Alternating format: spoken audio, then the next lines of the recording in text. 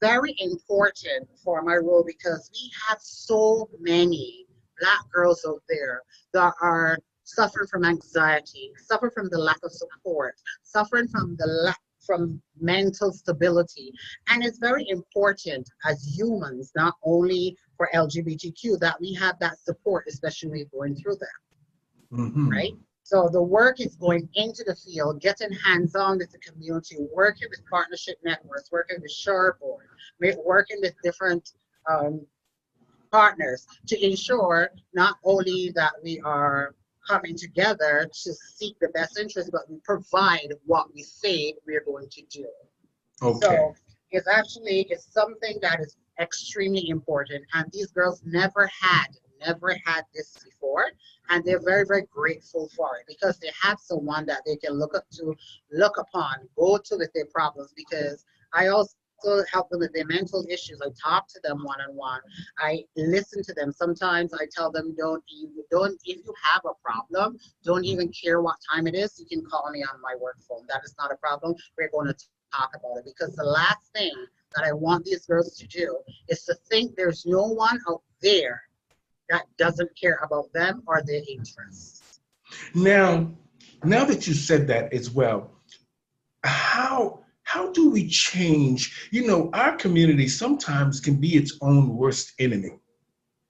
And you know, sometimes even though the trans have they're active in the trans march and um, trying to bring trans awareness to respect, trying to just show people that they matter as well in the world.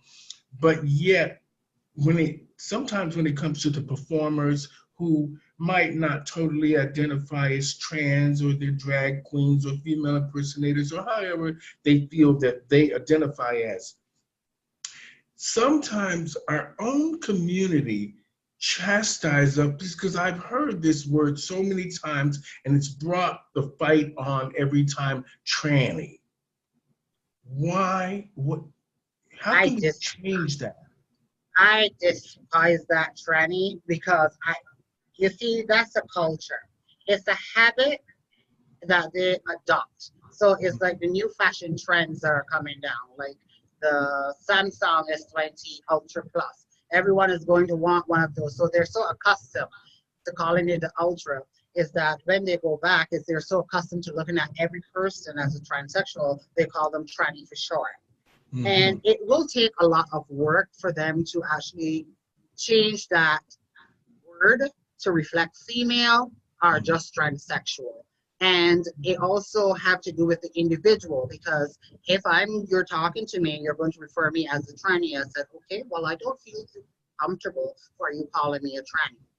So can you Hmm. please refrain and stop from that? So it will take a lot of hard work, and we have to have actually bring awareness to the person that's saying it to us Hmm. in our face. So we have to let them know where we stand. It's like if Okay. they call us the wrong name, say for instance, somebody called me Katarina. That's not my name. My name is Katanya. So you Hmm. actually have to correct them. So it's still work in progress, and we're currently working on that, but it will take some time to reach the place in which it needs to go. Okay. Now, just this is a sensitive question concerning religion and us being, you know, coming from most of us that are Christians or however else we celebrate religion under whatever it is. But in the Black community, it's mostly about Christianity. So, how is it that we see the Black churches reaching out to, like you said, the shelters and the what they consider the normal society, but you never see them step in to take charge and help and focus on the LGBT two spirit pronoun community and mainly the trans community. It has been that way for many years, and I don't believe in it because there's no way that you are Christian and you are choosing to help a certain group of people, heterosexuals, people that are not gay, are not trans, are not non-binary. You cannot choose. It's either you're going to accept us all, or why are you there then? Because I am so tired of hearing people, and I know I may get dinged for this, but this is my personal opinion. I am so tired that from the time that people hear about, okay, you're trans or you are gay, they run for the Bible. Why? Are there any other educational resources that you can use to get your point across?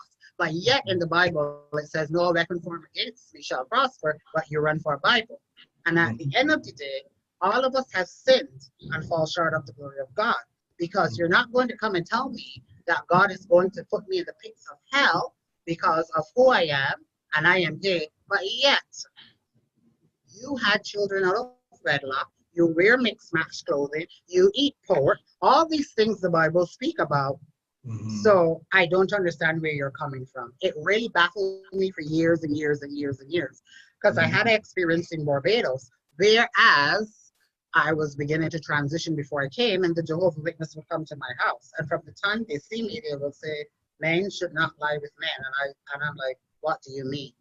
And they would say, your lifestyle is wrong. I said, my lifestyle is wrong, but no offense to you, you're also insane. Because look at you.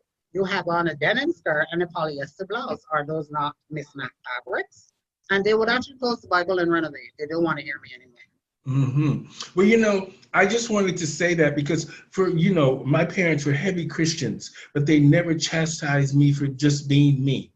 And me and my sister, we talk a lot about our folks because we miss them, but yet they were very good to us without ever throwing the Bible in our face.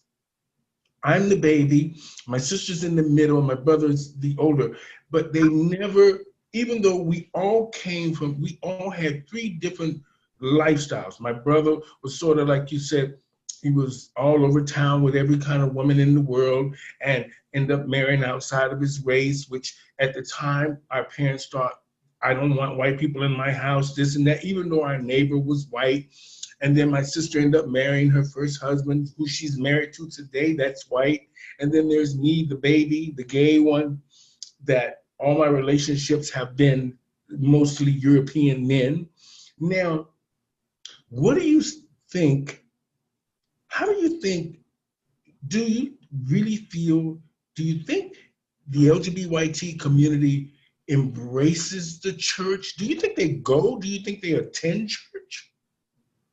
I don't think the vast majority attend church. I could be wrong, because they're so afraid of rejection. And with all that is going on, I mean, you're rejected by your family, you're rejected by society.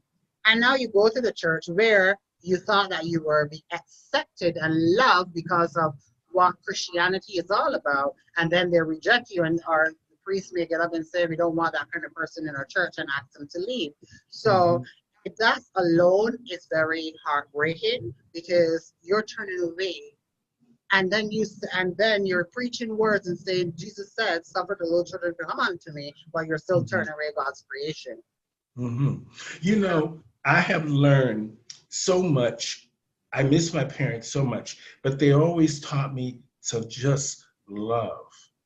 And this is why, no matter, we can always say, this happened to us and that happened to us, but you always have to just get up and keep getting up. And I learned that you have to love everyone. You don't have to get along with them. You can just stay clear of them, but you have to love them for just being human beings and just being what we are here for, is to love each other, take care of each other. And that's what life is about. But for somewhere along the line, we have chosen so many different, I'm this, I'm that, I'm over here, I'm over there, I don't like you, you're this, you're that. And it's putting so many barriers in the way of where we are to go. Now, a perfect example is I watched something that was trending a lot on Facebook and YouTube and all these places when the pandemic hit and the little children weren't going to school. Now, before, we've always talked about how you teach children to hate and discriminate, but nobody ever paid it any attention. But if you ever sit in a classroom and watch how kids really interact with each other normally, you don't see what we practice today when they're first growing up. 100%. Because actually the generations were changing.